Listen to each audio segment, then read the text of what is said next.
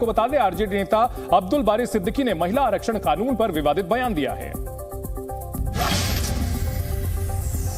अब्दुल बारी सिद्दीकी ने कहा कि आरक्षण मिलने के बाद लिपस्टिक और बॉब कट वाली महिलाएं संसद पहुंचेंगी। बीजेपी ने सिद्दीकी के बयान पर आपत्ति जताई और बयान को छोटी मानसिकता वाला बताया।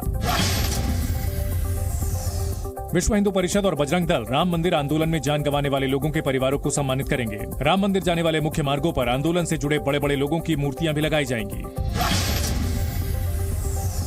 भारतीय सेना को जल्द ही 156 प्रचंड लड़ाकू हेलीकॉप्टर मिलेंगे। पूरी तरह से भारत में डिजाइन, विकसित और निर्मित किए ये हेलीकॉप्टर चीन और पाकिस्तान की सीमा पर तैनात किए जाएंगे। इन हेलीकॉप्टर्स के जरिए 16,000 फीट की ऊंचाई से दुश्मनों पर नजर रखी जा सकेगी।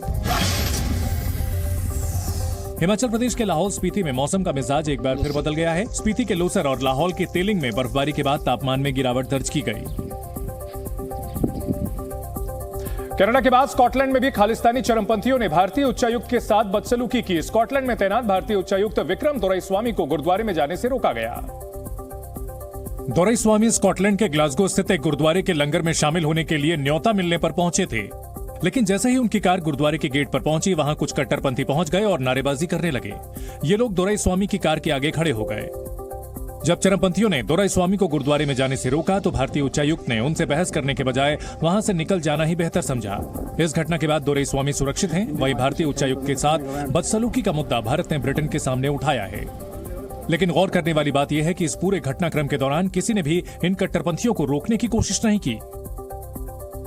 वैसे इस घटना के सामने आने के बाद लंदन में भारतीय उच्चायोग ने पूरी साजिश के पीछे 3 लोगों को बताया और भारत ने ब्रिटिश विदेश मंत्रालय से इस मामले में एक्शन लेने की अपील की। बीजेपी ने इस घटना की निंदा करते हुए अकाल तख्त से भी इसमें शामिल लोगों के खिलाफ कार्रवाई करने की मांग की। मूलतः सिख इस सबके विरोध में है। मैंने इसलिए आज जैसे अकाल तख्त से निवेदन भी किया है कि इसके ऊपर एक कड़ा स्टैंड लें और एक मैसेज दें और गुरुपतवंत सिंह पन्नू को कौम से तनखैया करें, बाहर करें।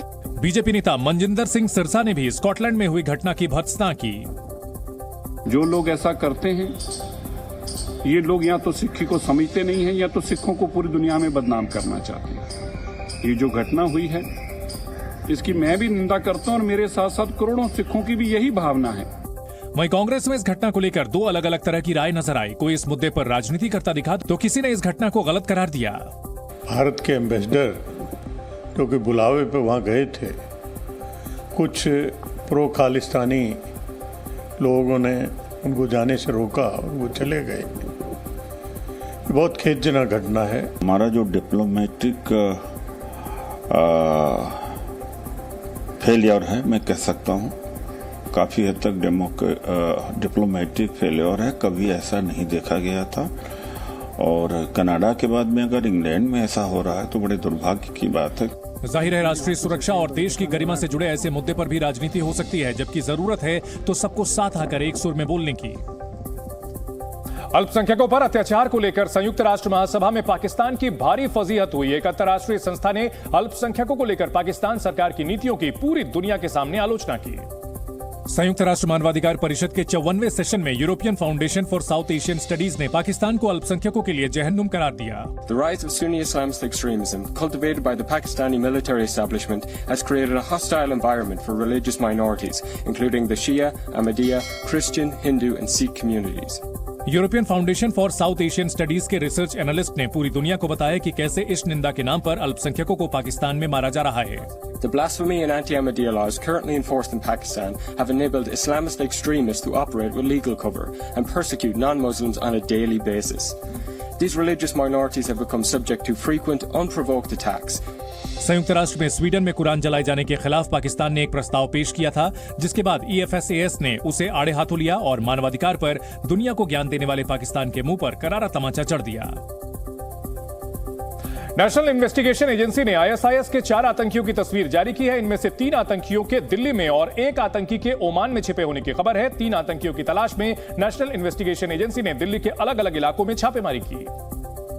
जानकारी के मुताबिक आतंकियों के नाम मोहम्मद शहनवाज आलम उर्फ अब्दुल्ला, रिजवान अब्दुल हाजी अली और अब्दुल्ला फयाज है, जिनकी तलाश NIA दिल्ली और पुणे पुलिस राजधानी के अलग अलग इलाकों में कर रही है। शहनवाज पुणे पुलिस की कस्टडी से फरार होने के बाद दिल्ली के साउथ ईस्ट इलाके में रह रहा था। वो एक IED एक्सपर्ट है। तीनों आतंकी पुणे ISIS केस में वांटेड हैं और इन पर NIA ने 3-3 लाख रुपए का इनाम रखा है। एनआईए ने महाराष्ट्र के कई जगहों पर छापा मारकर आईएसआईएस से जुड़े 6 आतंकियों को गिरफ्तार किया था। बाद में ठाणे से आईएसआईएस से जुड़े 7वें आतंकी की गिरफ्तारी की गई थी। खालिस्तानी आतंकी गुरपतवंत सिंह पन्नू के खिलाफ अहमदाबाद साइबर सेल में एफआईआर दर्ज की गई है। पन्नू ने अहमदाबाद के नरेंद्र मोदी स्टेडियम में भारत पाकिस्तान के बीच खेले जाने वाले क्रिकेट वर्ल्ड कप के मुकाबले में हमले की धमकी दी थी, जिसके बाद अहमदाबाद पुलिस एक्शन में आई और उसने प्रतिबंधित संगठन सिख फॉर जस्टिस के प्रमुख पन्नू के खिलाफ कई धाराओं में एफआईआर दर्ज की।